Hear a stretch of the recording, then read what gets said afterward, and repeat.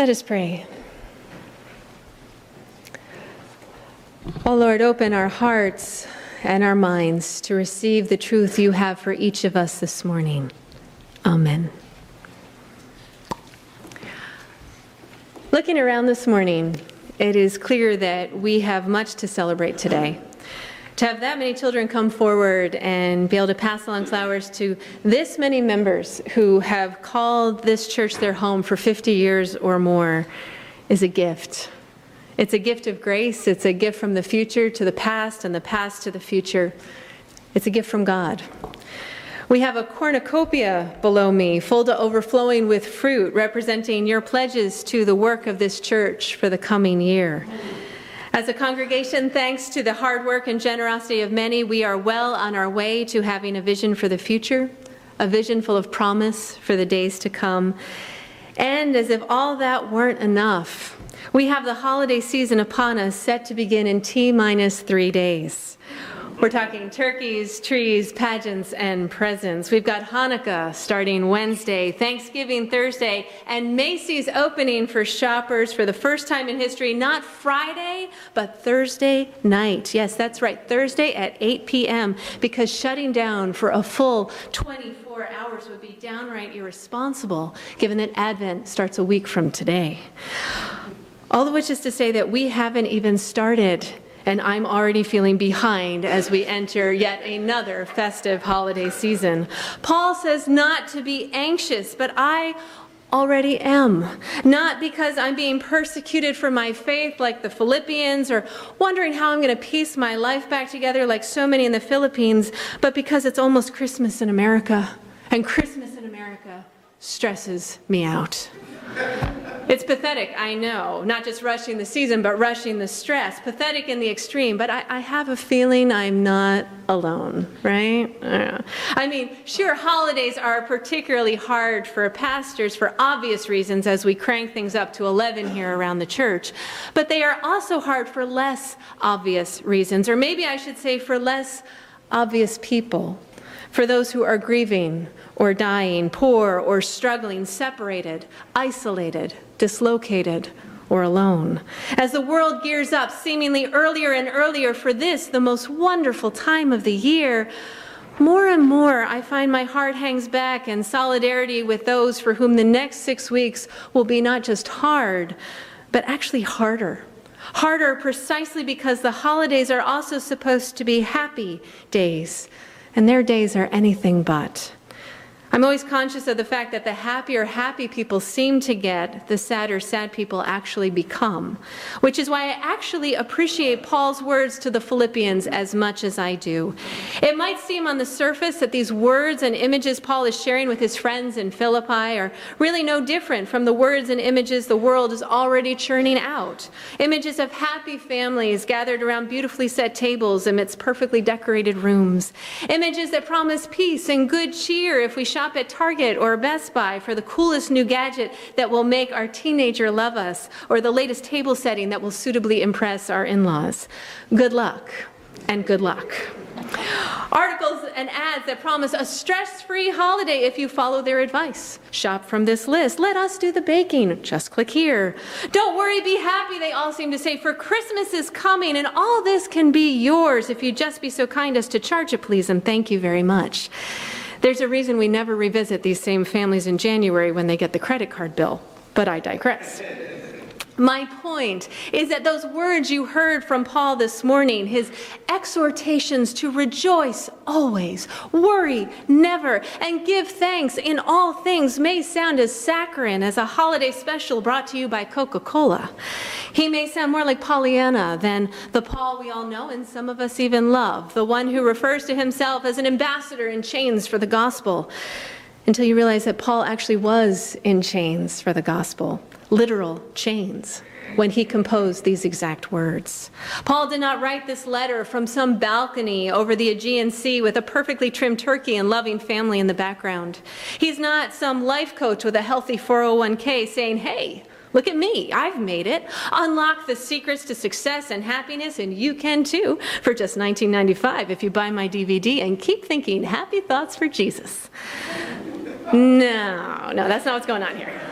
Paul was in rough shape when this letter arrived on a doorstep in Philippi. And the friends to whom he was writing were in pretty rough shape too. Paul knew full well what it was to be hungry, not just for food, but for companionship, not just for happiness, but for freedom. These words are so precious. These words about gentleness and hope and prayer actually mean something, because these are the words of a man who still believes in spite of his pain, a man imprisoned for his faith who is still holding firm in spite of his circumstance. Paul is a man bent by suffering, and that but is very important. In fact, some people have said that the whole gospel can be summed up in that very word, but. Paul is a man bent by his suffering, but not broken. Amen.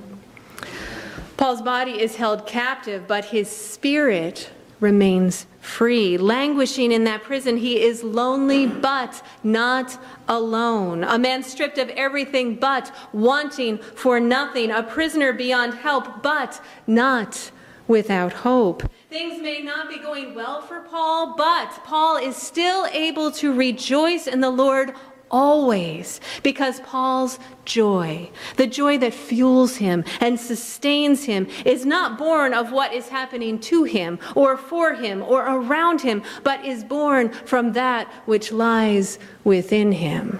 Do you understand? His joy, his peace, his purpose is in Christ, and no one can take that from him. Amen? And that right there is the secret he alludes to in verse 12, not just for how to survive the holidays or your next imprisonment on the Roman peninsula, but for how we can thrive every day, no matter what our circumstance. They say happiness is getting what you want, but joy, true joy, comes from wanting what you already have. And I want you to know, my brothers and sisters, I want you to know right now that whether you realize it or not, you have Jesus the Christ, not just in your heart, but on your side and in your soul. The Lord is near, says Paul, and nothing can change that. All we can change, dear ones, is our awareness, our trust, our faith that this is so.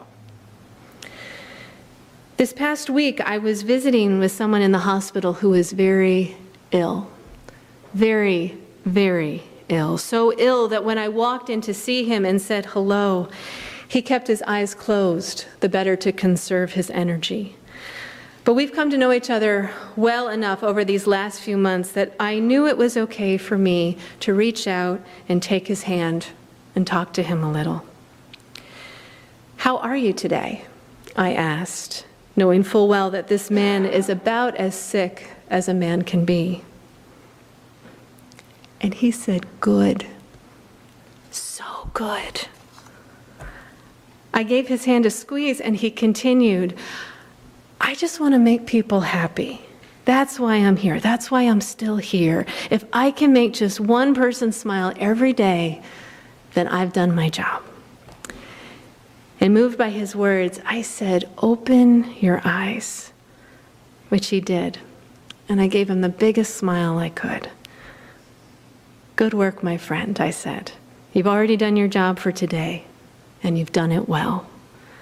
And then he closed his eyes, and a gentle smile spread over his whole face, and I placed my hands upon his head, and I blessed him.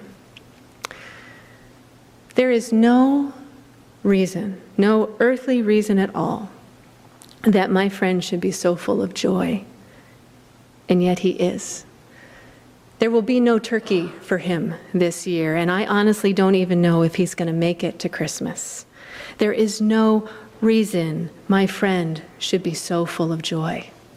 But he is full of joy, full of peace, and full of purpose. A joy the world cannot give, a peace and purpose not even his suffering can take away.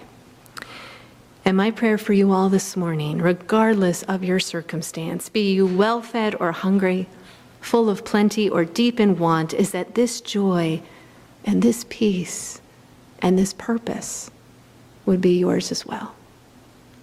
Rejoice in the Lord always. And again I say, rejoice. Amen.